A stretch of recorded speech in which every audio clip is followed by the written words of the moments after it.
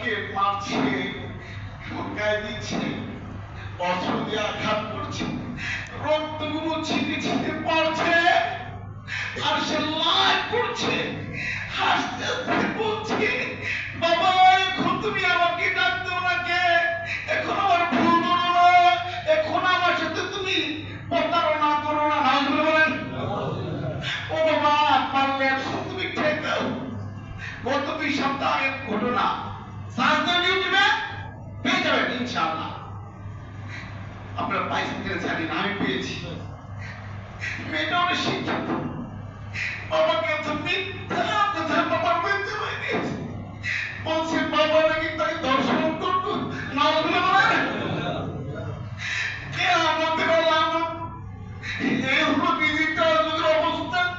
Digital নামে আবর্জনা দিয়া পৃথিবীটাকে আবর্জনা বানায় ফেলেছে, ঠিক ঠিক না?